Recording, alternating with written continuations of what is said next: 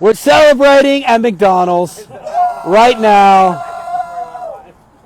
Guys, we're high class here at Let Us Worship. Actually, this is the only place open at 11:50. We had to rush out of the church in Montreal. The police were like, get out, and they helped us and navigated it for us. Man, what a crazy night. First of all, thank you guys for praying.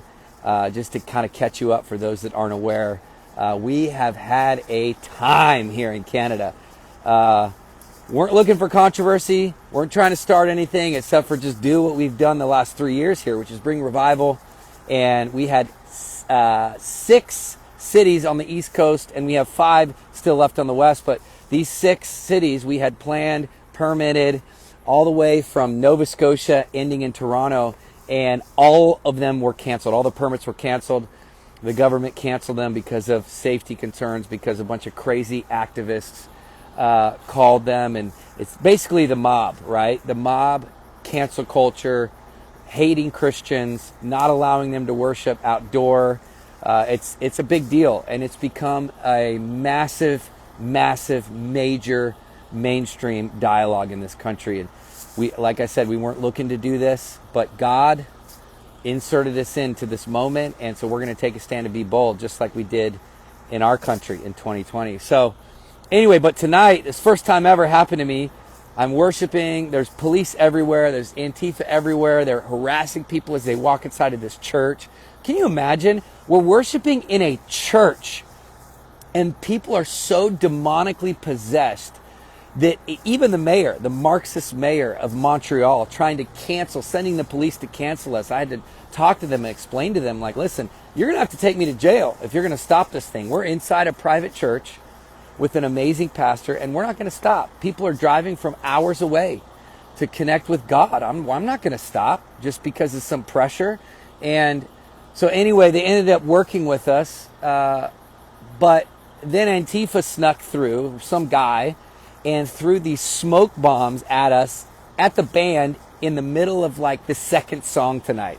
And it was one of those moments where, it's like a David and Saul thing, where Saul has a spear throwing at David. And, the main thing as a worship leader, you just want your eyes to be open. So tonight, thank God, our eyes were open. We dodged these things, and smoke was just filling the church everywhere. I picked one of them up because I just thought, this is so insane.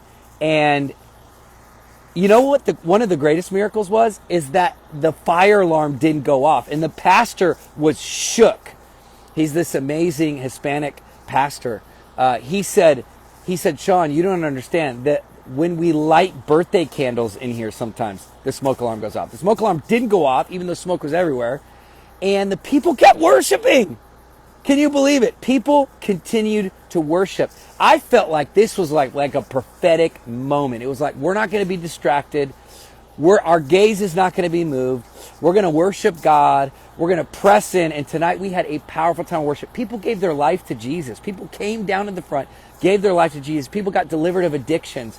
People got set free. Like, this is what happens, guys, when we don't give up. This is what is at stake in the nation of Canada. This is why Christians cannot bow to a tyrannical government. They got to rise up and be bold. And although we did not come here intending to start some crazy controversial movement, today it's the front page of every media outlet in the nation because it's a big deal. People understand what is at stake. If you can cancel peaceful Christians and allow everyone else free reign, what does that say about the state of your country? So anyway, pray for us.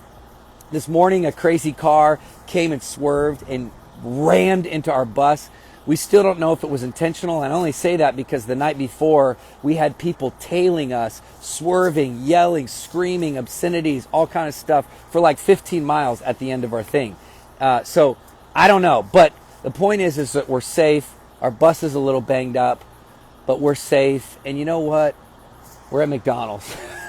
It's the only place open, and we're celebrating what God did tonight. And although we didn't plan for all this drama, and it has been honestly, frankly, exhausting, but at the same time, it's been exhilarating to see how God's going to move. Every day, He opens doors. Tomorrow, we're going to be in Ottawa, this awesome massive place that we can't wait to worship in. Sunday, we got invited by this chief of this Native Canadian tribe, and we get to go to their native land, and we're gonna have a church service. Like, this is huge, guys. Like, the amount of people that are seeing this and that are responding and rising up. We have a pledge that we just started, a petition that we are gonna fight these unjust, unlawful, tyrannical cancellations. We're gonna fight them. And we need people. And right now we have a pledge. I think we have like, I don't know, I want to say maybe 7,000 people have signed it. We would love for you guys to sign it. You can go to letusworship.ca and sign it. But here's the thing. God is moving in the midst of the controversy. People are showing up that didn't know anything about me or Let Us Worship. They just saw the fight. They know it's wrong, and they want to see what God's going to do, and God's touching them. So it's like the book of Acts. He uses the controversy to draw people to himself. And so we're going to be in tomorrow, Ottawa, then Toronto in the morning, Toronto in the afternoon in an epic venue that we're going to launch tomorrow morning. And then we're coming back for the western part in a few weeks. And then in between that time, we're going to be in Rochester next Friday, Rochester, New York. We're bringing the same fire, the same team. We're going to be in Detroit next Saturday, so a week from today, Detroit, Michigan.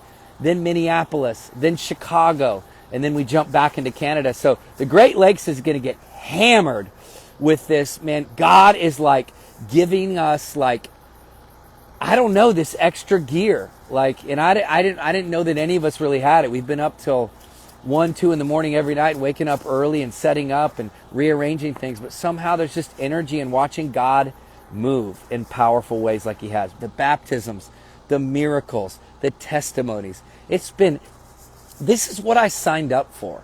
I want to be a part of something that matters. I want to be a part of a movement that changes the future of nations. And right now we're in a battle for this nation, and it is very, very significant. Why else would it have so much pushback? Why else would the spiritual warfare be so intense? Because the breakthrough that's coming is so big. So love y'all. Hey, I know I see y'all's comments on here. There is a lot of witchcraft. You are right, and we are experiencing it. Let me tell you.